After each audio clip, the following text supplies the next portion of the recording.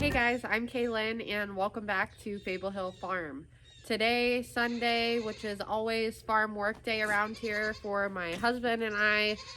Usually my husband because I'm hanging out with Ellie, our daughter, but she's napping right now, so he's got an extra set of hands, and we have some birds that need to be butchered. So we have a number of our Muscovies that we're going to be processing, and we also have 4 roosters, 2 of which are fully grown, and unfortunately we should have butchered them sooner and we just didn't get around to it. And 2 are a little bit younger since the Amish family that we deal with has moved away and we haven't made any new connections with Amish in the area. There are still a lot of them, but we just, again, haven't got around to it. It's just easier, especially when it comes to the time component of having to pack up birds and take them somewhere. So we're just going to try to do it ourselves, and it's something we'd like to do anyways and learn to acquire the skill for. So I'm going to take you guys along while we do that. And my husband, Trent, is the master chicken catcher, and he's got his net. And he never remembers what any of the chickens look like and says he can't tell the difference between any of them. So if I wasn't out here telling him which chickens, he'd probably be killing my favorite chickens. After you, darling. It's so muddy and gross in here. I wish it would just stop raining. Look at that. It's disgusting. Chick chicks! Chick chick chick chick chick!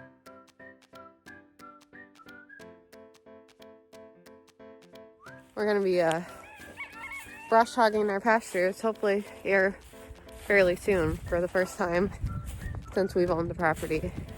These pastures have been neglected for a couple of years. Get started on revitalizing our pastures so we can use them for multi-species rotational grazing, which is my dream.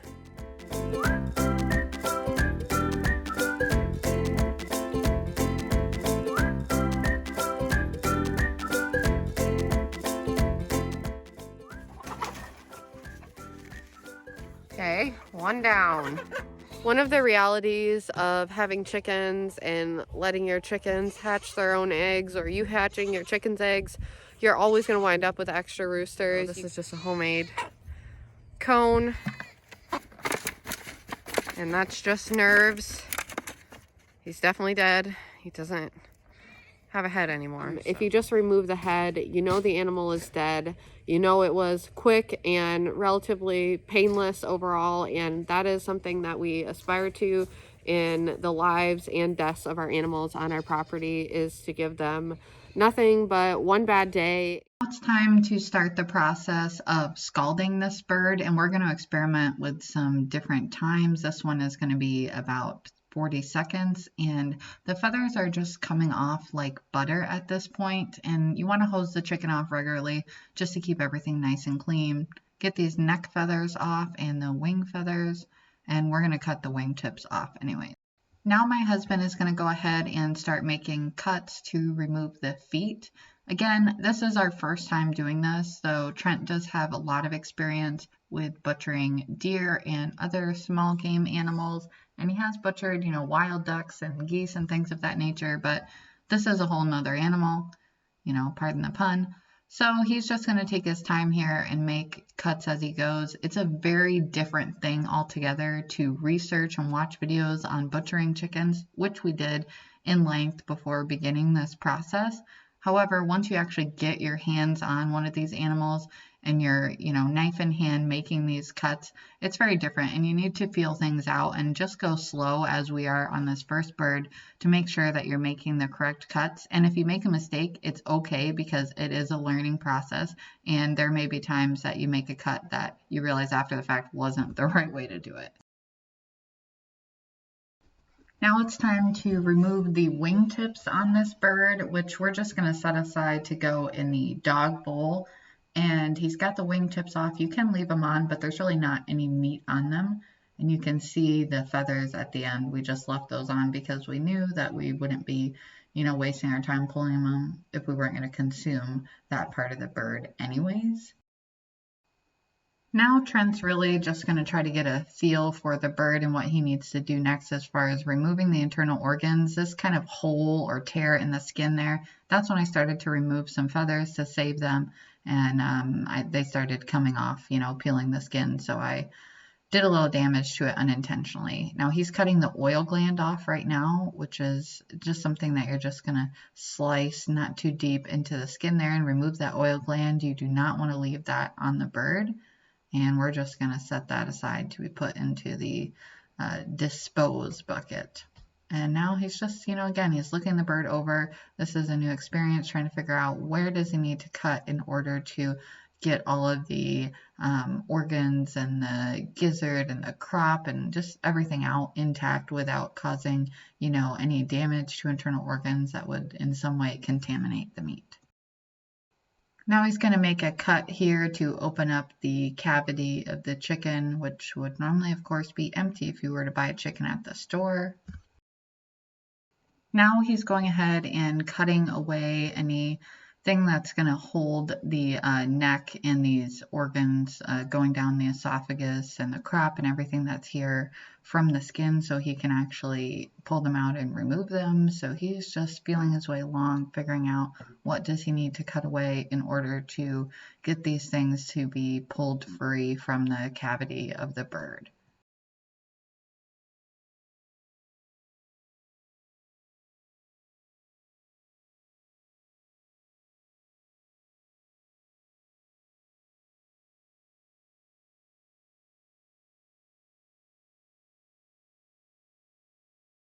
The crop here, which is this large, mass in his hand, is actually where all the food is that the chickens, eaten throughout the day. Ideally, if you were doing like a large batch of meat chickens or turkeys or something of that nature, you would withhold food for at least 24 hours so that you could ensure that they had empty crops and you don't have to deal with this. You can see he has accidentally nicked that spot right there, but it's not a big deal. There's just, grass and grain in there from the breakfast that the chickens had. Trent's just making a couple of additional cuts in order to open this cavity up a bit more and just make sure he can get his large hand in there.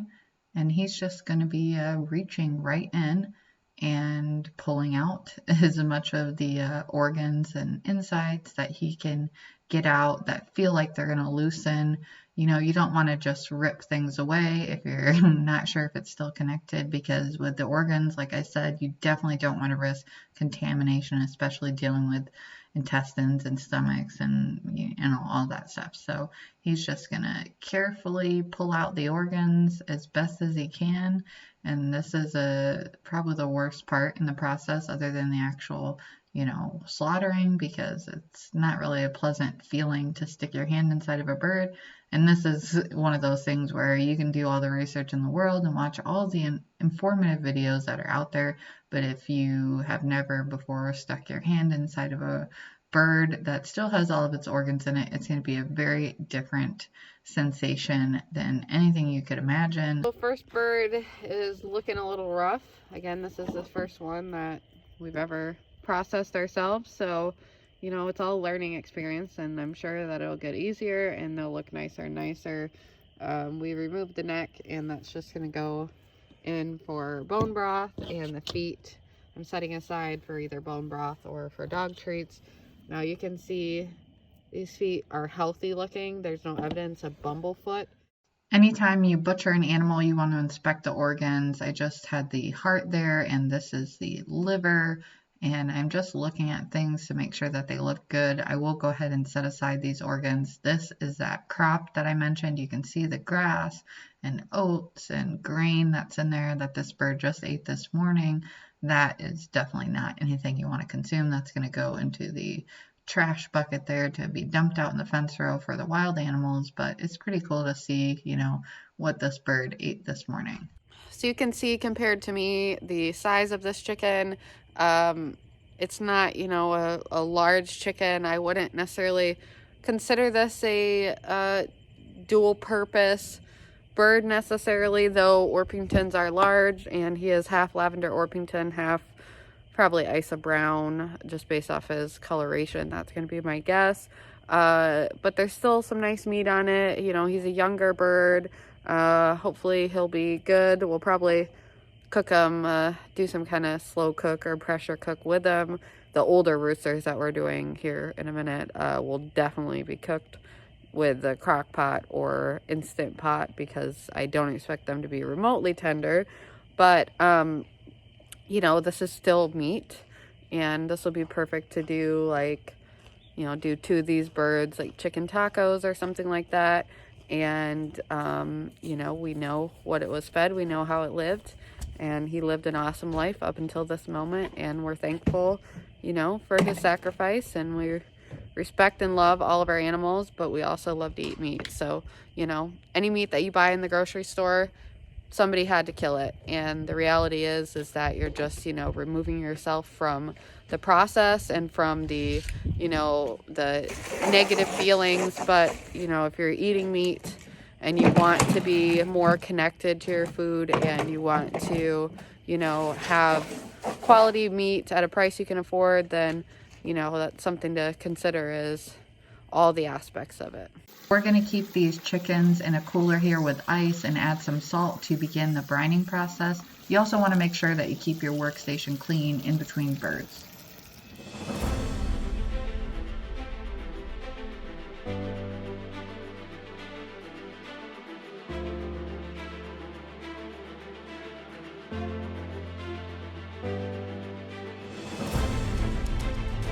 Having a double burner propane outdoor cooker thing like this is so handy, and we use it a lot. That one? 48.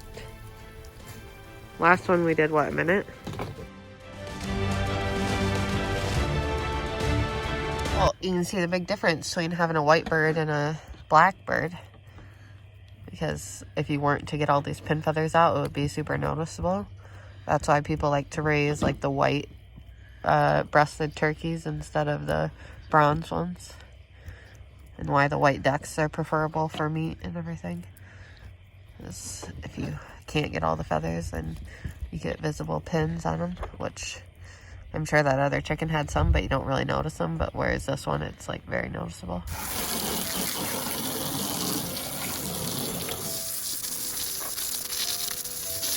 Now Trent's going to go ahead and start removing the feet here, and you can see that he's cutting with a lot more confidence because he's already done this, and he's a little bit more familiar with, you know, how things feel, and he's just gonna go a little bit faster through this bird.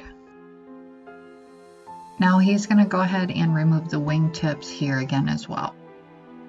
Do not forget to cut this oil gland off right here on the back. Now he's going to go ahead and cut the skin around the neck and just begin to loosen everything again as much as he can, both pulling and cutting, so that he can go ahead and pull the crop out of this bird without damaging it. Now he's making the cuts to open up the back side of this carcass, and he's just going to reach in there and start gently pulling out all the organs and everything, and just making sure that's all disconnected. Don't forget to pull the lungs out here. They're like a shiny red substance. And then you just want to make sure you feel around, make sure that you get that full esophagus out. And now he's going to go ahead and cut to remove the neck.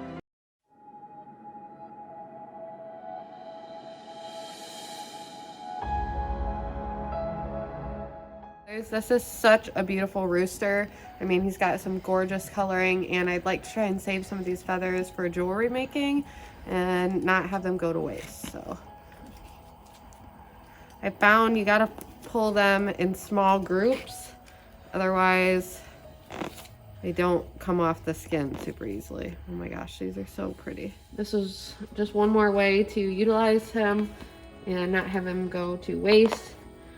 and to honor the sacrifice of this bird.